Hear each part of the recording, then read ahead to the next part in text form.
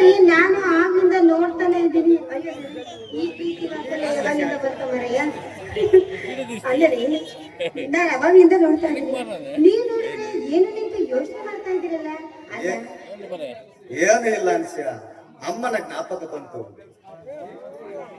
ಅಷ್ಟೇ. ಯೋಚನೆ ಮಾಡುತ್ತಾ ನಿಂತಿದ್ದೆ ಅಷ್ಟರಲ್ಲಿ ನನಗೆ ಏನು ಅನಿಸುತ್ತದೆ ಗೊತ್ತೇ ಅನ್ಸಿಯ, ತಂದೆ ತಾಯಿಗಳಿಂದ ನಮಗೆ ಈ ಸಂಸಾರವೇ ಒಂದು ದೇವ ಮಂದಿರ ಇದ್ದಾಗಿದೆ, ಈ ನಮ್ಮ ಮನೆಯೇ ಒಂದು ದೇವರ ಗುಡಿ ಅಂತಾಗಿದೆ. ಈಗ ಇರಬೇಕಾಗಿತ್ತು ಆ ತಂದೆ ತಾಯಿಗಳು ಅದೆಷ್ಟು ಸಂತೋಷ ಪಡುತ್ತಿದ್ದರೋ ಏನು. ಹೌದು ಸರ್, ಈ ನಿಮ್ಮ ಮಾತು ಸತ್ಯವಿದೆ. ಒಂದು ವೇಳೆ ಇದನ್ನೆಲ್ಲ ನೋಡಿ ಸಂತೋಷ ಪಡುವಂತಹದ್ದು ಅವರಿಂದ ಪಡೆದುಕೊಂಡು ಬರಲಿಲ್ಲ ಅಂತ ಕಾಣುತ್ತೆ. ಆದ್ರೆ ನೀವು ನಿಮ್ಮ ತಂದೆ ತಾಯಿಗೆ ಕೊಟ್ಟಿರುವ ಮಾತಿನ ನೆರವೇರಿಸಿ ಸೋಮಿಗೆ ವಿದ್ಯಾಭ್ಯಾಸವನ್ನು ಕೊಡಿಸಿದ್ರು, ಅವನಿಗೆ ಮದುವೆ ಮಾಡಿ ಸಂಸಾರದ ಹಾದಿಯನ್ನು ಹಚ್ಚಿದ್ದರು. ಇನ್ನು ಮುಂದೆ ಸಂಸಾರ ಮಾಡ್ಕೊಂಡು ಹೋಗೋ ಜವಾಬ್ದಾರಿ ಅವರಿಗೆ ಗೊತ್ತಿದೆ.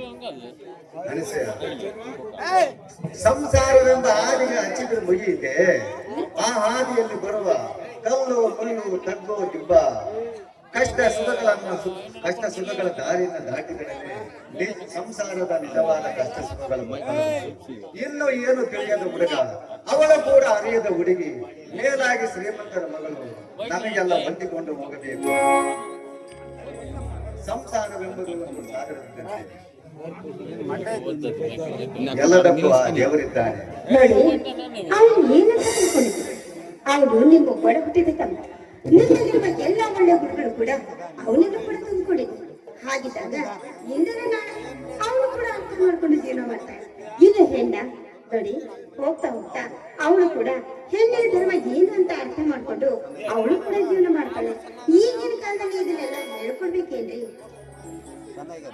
ಅದಕ್ಕಲ್ಲ ನಾನು ಹೇಳಿದ್ದೆ, ನೀನು ಹೇಳಿದಷ್ಟು ಸುಲಭವಲ್ಲ ಕಣೆ.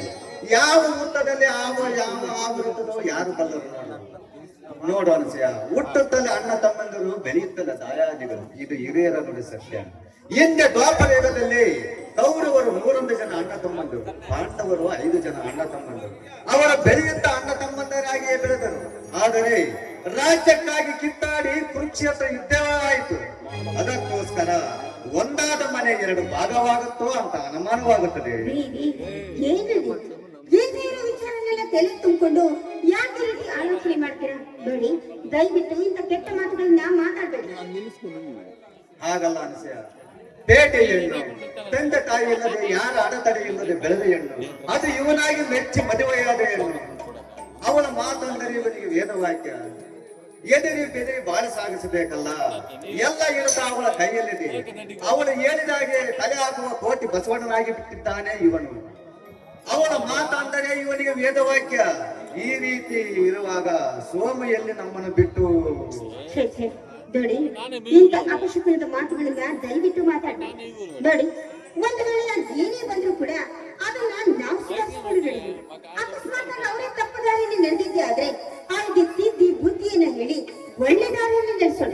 ಯಾವುದೇ ಕಾರಣಕ್ಕೂ ಆ ಮಾತುದಕ್ಕೆ ನಾವು ಬಿಡಬಾರ್ದು, ಆ ರೀತಿ ಆಗಬಾರ್ದು.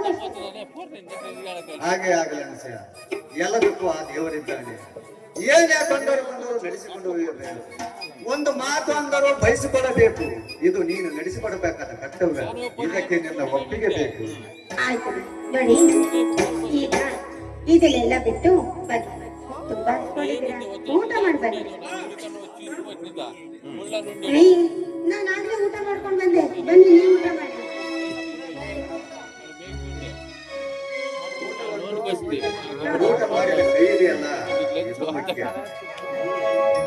ಏನ್ರಿ ಈ ಕೈ ಏನ್ ಮಾಡ್ತು? ನನಗೊಂದು ಅರ್ಥವಾಗಲಿಲ್ಲ.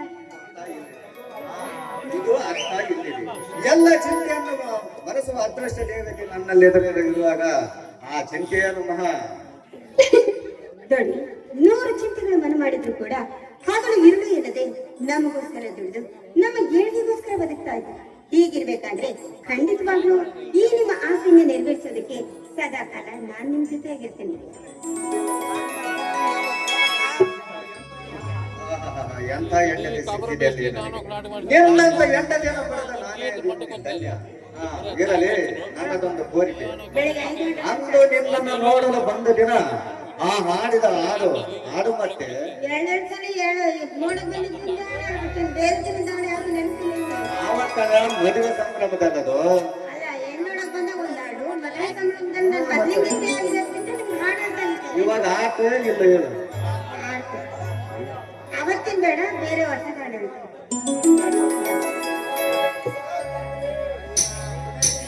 ಜಾನಕಿ